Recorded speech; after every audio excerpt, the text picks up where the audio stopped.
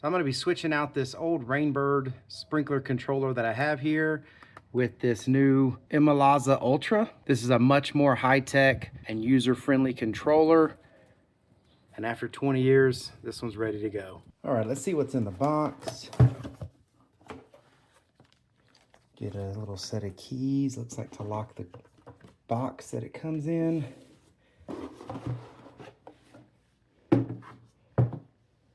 It's the main controller that works external. Power cable. All the mounting stuff you're going to need to put this thing on the wall. Power wires for it. Of course, you can hook this up to it if you want. All the wire ties and everything we're going to need for that. It's got the label on the inside housing there. Of course, it comes with a manual. Tells you everything you need to know about it. It comes with these wire labels, so when you're taking your old controller down, you can mark all the different zone wires so you know what was set up the way it was set before. Of course, if you want to change zone numbers, this is the time to do it. But if you don't know about the zones and numbers and everything, just label them. That way you can put them back in the right way. Little wiring diagram card that's in there, that's cool. And a mounting template. This is pretty cool. So you just put this on the wall and you know where to drill your holes so you can put in your screws for this. I like that. That's pretty neat. And that's it. Let's get this thing installed. So to start getting this set up, the first thing I need to do is go in and label all of my zones. I'm going to use the stickers that they provided. I'm going to label all my wires so I know what all these wires are supposed to be. Then I can start taking this out. It's also a good idea to go ahead and check your zones, run your zones before you switch this out, just to make sure everything's functioning properly, because you don't want to find out that something's broken and then think that it's the new controller that's the problem, and then, you know, be troubleshooting all day and night to figure out it's something that's beyond the controller. So I did test these. They're all working fine, so I'm going to go ahead and start labeling them. All right, so as you can see, I got the wires pulled off here. They're all labeled up. I did pull off my other box and I used the wall template to help me put these screws in. It worked perfect. All the screws lined up and this thing is nice and level. And now I've got the wire nuts on the 120 volt power here. I'm gonna put the little cap on and then I'm gonna start wiring in all my zones. So now I've got all of the wires wired up. That was very easy. This is a simple process. Don't let it intimidate you because it's really not that hard. So if you've already got a controller, you just mark your wires, take the old one off, put the new one on. Very simple to do. I'm gonna get this plate now put on, make it nice and clean. Then I'm gonna start getting it programmed. All right, so I've got this thing completely set up. I've got the app loaded on it. I wanted to show you a couple more things about the controller, and then we'll get into the app. So this right here that's blurred out, you just load the app, scan this, it adds it to your app. It knows what controller you have. It adds it to your Wi-Fi, it does all of that stuff. But on here, there's also a backup battery. So if you lose power, this doesn't lose the time. And you take this panel off and then you just pull this down. And then you have this button battery here. It's a CR2032. Those should last about 5 years before you need to change it. And it will also let you know when that battery needs to be changed. So just put that back on. You put that in. It does have manual controls here, so if you want to run your zones and so forth from here, you can, but you really don't need to because it's got an awesome application that goes with this that lets you do anything you can even think of with this. It's actually very advanced.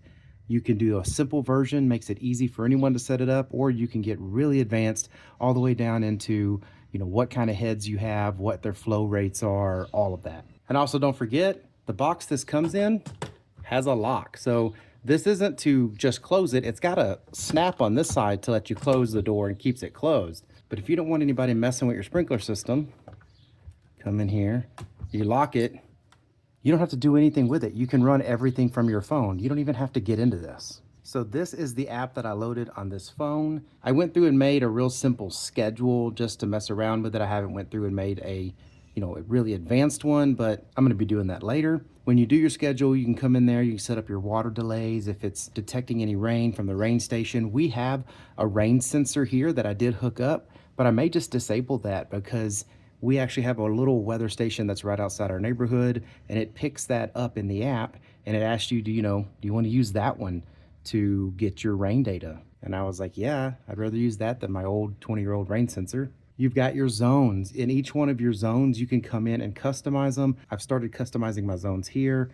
As you can see, the two top one, front yard. So those are our front yard. I haven't went through and customized all the zones yet. I was just playing with it. This is the front flower bed. Zone 9 is our back flower bed. And zone 7 is sort of in the front yard by the driveway. So you can really come in here and get detailed, and you can even add your own custom pictures to it. If you edit this, you can come in here, add photos, you select what type of vegetation, like we have St. Augustine there, so I put warm season grass, what kind of sprinkler heads they are. So these are fixed heads, they don't move or rotate, they just spray. I put fixed spray heads there, soil type, sandy loam, how much sunlight they're gonna get. I didn't go in here and put a bunch more details on this because you can just go in there and just get it as advanced as you want. It even has an advanced section that I was talking about. You can come in here and put the sprinkler types, how much water they send out, the root depths of your plant. I mean, you can really get some cool stuff in here. I just stuck with the defaults, but this is to help you calculate how much water usage you have. This also has valve monitoring, so you can come in here and you can turn that on, and it's gonna come in here and it's gonna check your lines, what kind of amperage of power you have going to those lines and what's going to the valve, and it's gonna be looking for like shorts or broken wires, anything like that. If the valve's getting power, turning it on and off. I mean, some pretty advanced stuff here that's really important to know. It's just got a lot of really cool features that just weren't even thought of in my old controller. You might not use all the features, but at least you have them. So now I'm gonna go over here and check out the zones, show you how you can just kick off zones, turn them on, turn them off. Super easy all from this app. So we've been getting a lot more rain than we usually do. Our yard needs to be mowed, but I wanted to show you real quick this quick run feature also. So you could do this in your old manual controller, but you had to go to the box, press a button, then you had to walk back to your zone, check it out. When you wanted to turn it off, you have to walk back to your box. Well, here, you just hit quick run, it defaults to like 5 minutes, you hit next, and then here I can just turn this thing on and on. Do I want the sprayers to come on? I hit play. When I want to turn them off, I just hit stop. It goes back to the zone screen, and I just turned off my sprinkler. So I can walk around the house and test every single zone by just pressing these buttons on the phone. Don't have to keep running back and forth to my controller just to see how my sprinklers are doing. So yeah, it's a really cool smart controller. Very happy to have it. Probably way more advanced than I need it to be, but the wonderful part is you don't have to use all those features. You can just set up what you want to use and that's it. So I hope all this information was helpful. Thank you very much for watching. Y'all take care.